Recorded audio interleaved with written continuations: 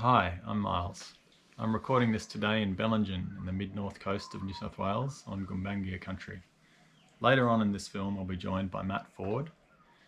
Matt and I have been having a sit spot practice for nearly 20 years now, and about halfway through that time we both got really interested in seasonality as a way of tracking what's going on in nature.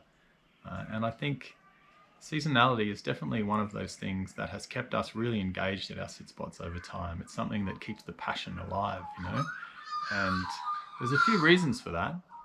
I think one is that seasonality brings the whole picture together. Our scientific study of nature is very siloed. We look at plants, we look at animals, we look at the weather, but seasonality is a much more holistic view. It connects all the dots together, which is a beautiful thing to be involved in. The other great, fun way to engage with seasonality is that it transfers to our lives. We can plan what we do season to season according to what the bush is telling us. That could be as simple as changing what you're cooking, to planning how you run your events, to looking forward to certain times, say when there's a lot of surf on, because the bush is telling you that the winter swells are coming. And this is no different, of course, to what our ancestors and Indigenous people in Australia have been doing for a long time. The third thing that's, I think, really cool about seasonality is something that Matt will talk about more later, and that's the idea of the return. When we get to know the patterns, we really look forward to them coming back again. They're like old friends.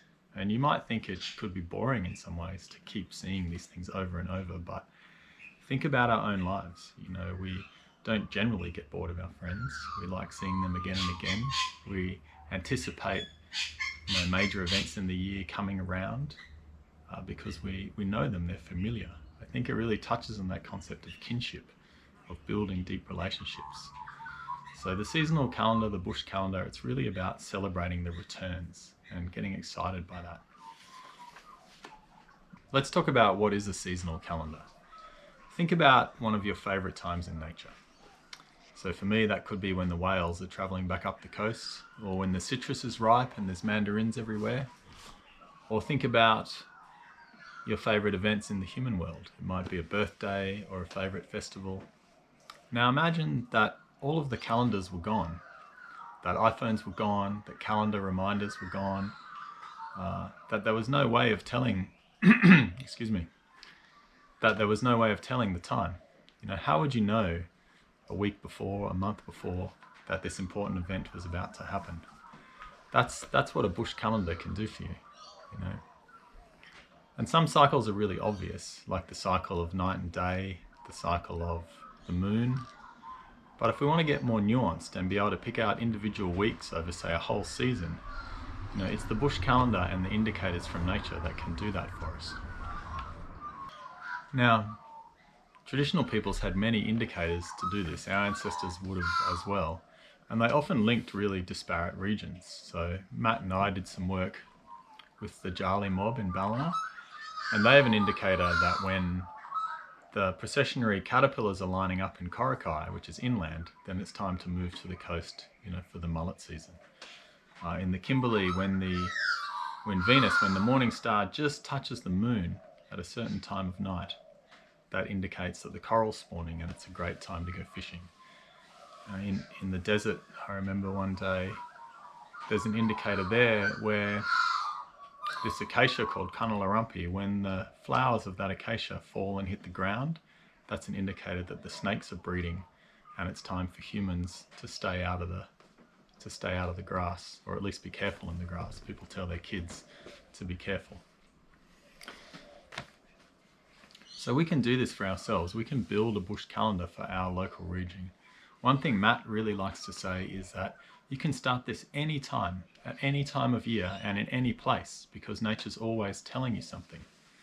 So that's what a bush calendar really is. It's a map of the seasons and of the year according to the indicators of nature, rather than according to a clock or a calendar. By taking notice of nature, we can start to build up our own relationship with seasonality. So now I'm going to cut to a walk Matt and I did recently down at Urunga.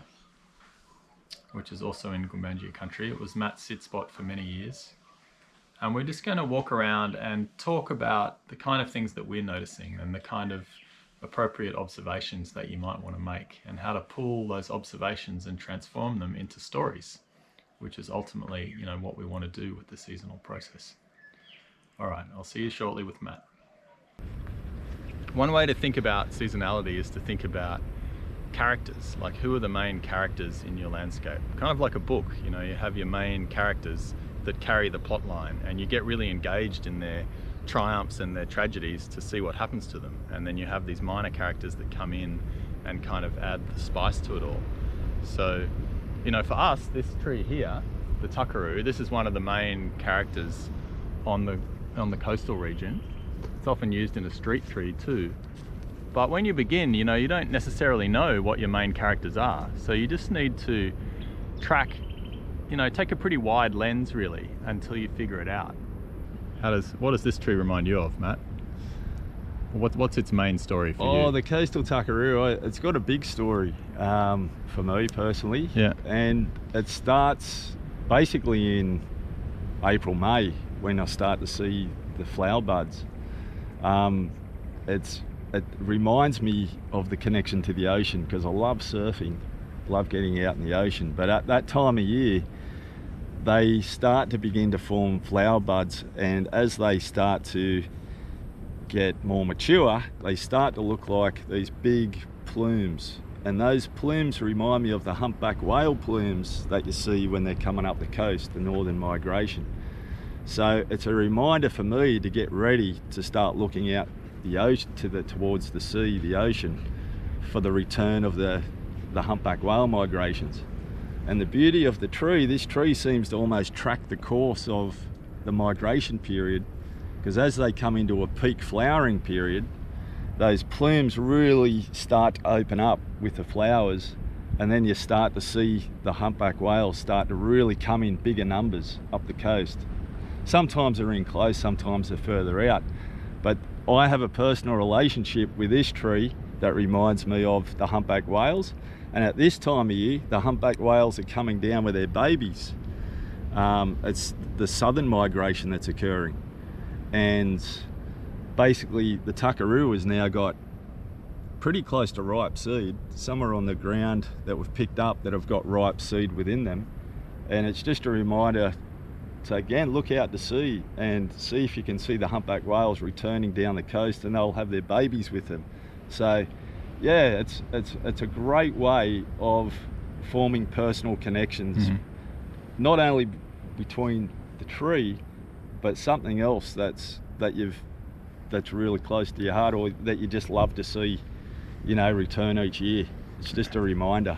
And it's really good to work with colours and shapes, isn't it? Like the shape of those tuckaroo plumes do look really similar to the blow of the humpback whale. And then we talked in town, the jacarandas are out right now, and the season now that we would refer to here is thunderstorm season. And those purple jacaranda flowers, there's none here obviously, they really remind you of that deep dark purple, that sort of scary tumultuous purple of the thunderstorms rolling in. And what else reminds us of the thunderstorms? The flame trees out. Flame trees out, so just the colour, that even the shape of the back to the tuckaroo, it's orange. It's a reminder that the sun, it's warm, it's a warm colour. It's ripening. And then if you look at the flame trees, you can get those really hot days in November leading into December when the flame trees flowering. But also it's a time, probably the thunderstorm season's one of the big times for hazards in the year. So you get the hail, those massive thunderstorms with hail. You can get the ticks are out, so it's a reminder for ticks. The snakes, snakes are really active. So this time of year, the thunderstorm activity, it's a reminder to be aware of your hazards as well. So the different colours, different things can trigger you to remind you of, just to heighten your awareness when you're out in the bush as well. And to look to the sky, because if there's a big thunderstorm rolling in and there's been some massive hail just lately, you really want to be on the ball with, you know, that's why studying the clouds and the weather, it's really important, because at certain times of year the winds get up. It can be brutally cold with some winds, or you can get those thunderstorms rolling in that can produce massive, you know, lightning and hail and all of that sort of stuff. And this, I mean, this is really the integrated part of the seasonal calendar, isn't it? That it's largely about the interconnection of the landscape and people. You know, we're not doing it just to see when things are flowering, but because it changes our behaviour of how we operate as humans. So in thunderstorm season, like Matt said, you know, you leave the house aware that it could be raining. You know, your picnics could be flooded out. You need to be careful of where you leave your cars. It's got actual implications. Even though we're not harvesting the landscape like we used to, it's still, you know, we can still live by seasonality and have it, you know, have the joy of it informing our life. Would you agree? Oh, absolutely. And even I know I was living up in Dorrigo for quite a while, and they held like music festivals or the Dorrigo show, and year after year you'd hear about these massive storms that would come through, rip through, and just, it was miserable, you know. It's almost every year like clockwork. You know, the Dorrigo show's on because a big thunderstorm would rip through and saturate everyone, and everyone's scrambling for cover, trying to hold up tents and all of that stuff. So it's actually a good way to plan the year for when you're going to have a festival. Yeah. You know, what are the good times of year? What are the seasons where you want to have a festival? Yeah. Because if you choose the wrong season, it can be it can have consequences for sure. Definitely. All right. Brilliant. So this is a coastal lomandra, mat rush. And no matter where you are in Australia, you should have one of these. I really look out for this one for when it's flowering because it's such a beautiful smell, but this is actually now at the end of its life cycle. So Matt, how would you record this in your journal if you were tracking seasonality? Well, how I'd record that is that it's fruiting and it looks to be ripe, so it's coming into its prime ripeness. Yeah. So if you're looking at the seed, that's what the seed looks like, and that looks nice and fat and prime for harvest. And these are actually a bush food that they did try to commercialise for a while as a wild rice. So we did a survival trip last weekend and we were eating some of this. So that would have been an indicator for people in the region. All right, let's keep going. This is a geebung, Personia. So this is another reliable coastal indicator. Best eaten when they're on the ground if you're not familiar with these plants, like bush chewing gum. This is coastal heath, so it's not in mass fruit yet. It does get to the point where everything's just covered in these white berries. These are edible. Very nice. Do you have anything to add about this heath, Matt? Not so much about the heath, but just to let you know that when it comes to fruiting, you might come across a plant for the first time, and depending on what time of year, what time of the fruiting season it's in, it could be at the end of its peak fruiting season. So what you're seeing is only just a few berries and a few fruits left on the tree. But if you look under the tree, often you'll find whether it's already been in mass fruit, because you'll see the outer shell often, like the geebung, you'll see masses of black shell, the outer shell of the geebung sitting under the tree. And if you see masses of that and only a few fruits remaining on the tree, you'll know that the peak of the mass fruiting, that peak ripeness, that was probably just a little bit earlier than when you've come across it. So there's little phases and periods of the fruiting cycle or flower cycle. You'll get the early fruiters, the early ones that are coming out with ripeness. Then you'll get this big mass period of mass peak ripe fruit or peak flowering. And then you'll get the little laggards, the ones right at the end, who are the last ones to have ripeness. And just remember, have a look under the tree, and that'll tell you whether you're at the start of the cycle whether you're in the middle of the cycle or whether you're at the end of the cycle, depending on what's happening.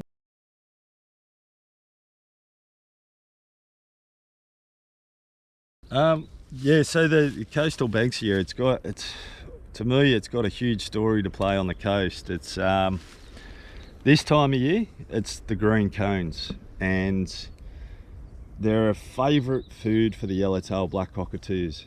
And in this particular spot where we're standing, there's an abundance of coastal Banksias. So we're at a place called Urunga, and at this time of year, probably from about October onwards, through this period, this tree brings in masses of yellowtail black cockatoos. Like, there could be literally flocks in the 100, potentially up to 200 come into this one area feeding just on this one tree. And during the winter, it's got a long flowering period. It can start as early as February and run all the way through to now. So it's still got its last flowers right now, but its peak flowering period is probably from about April all the way through to probably August. And the amount of honey eaters and different nectar feeding birds that it supports during those winter months, it's just extraordinary. It's such a giving tree. So it's a really, if you're on the coast, really close to the coast, it's a really wonderful tree to get to know, because it's always got life coming into it. We're just looking around for goanna tracks, but it's been raining for a couple of days, so there's no real fresh ones, but there's a lot of fox tracks. You're not a fox. But yeah, this time of year, obviously it's peak reptile time, peak snake time.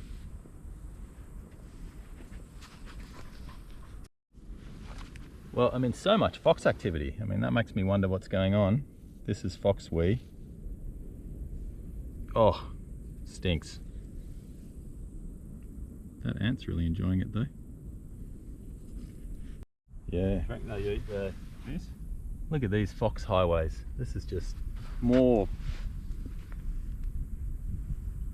level of tracks than we've seen for a while. I'm wondering if they're eating these berries. And there's urine everywhere. Like, there's definitely a story here that is capturing our attention. You know, the value of mystery is so important when you're tracking and going to your sit spot. You know, good trail intersection here. I think it's what's going on as these foxes have babies. Look at these tiny little smaller tracks here. Hey, Miles. Yeah. What'd you find? Oh, we finally found our goanna track.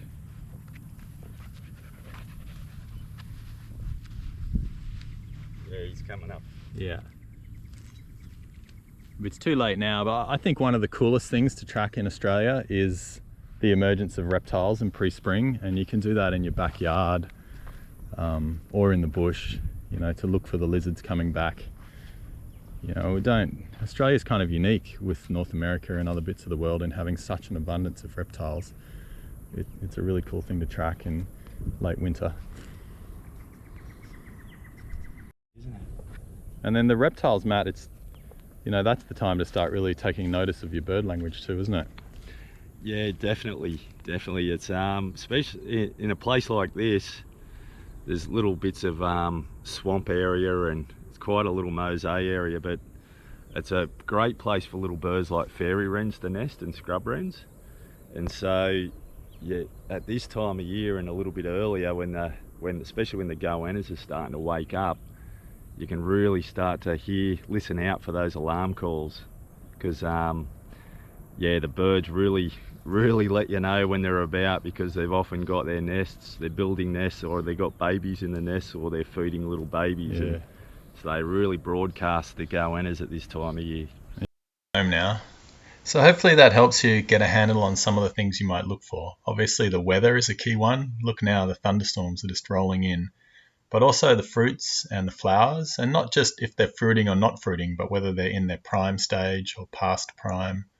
And then to link that to the stories. You know, here we have the story of the green Banksia cones linked with the yellowtail black cockatoos. And we have the story of the thunderstorm season itself and the lightning and thunder reminding us that there's other hazards at this time of year, like ticks and snakes, and also how the seasons affect our human world. How we need to also get excited about the thunderstorm season, but maybe be ready for it as well. Any final words, Matt? Returning each year and getting to know, so expecting that something will be on the landscape at a certain time of year by simply returning to it at that time of year and noting down in your journal what you've seen. And as you develop the relationship, it's like any good relationship, you sort of get deeper and deeper, and there's more that you get to know about that individual species over time.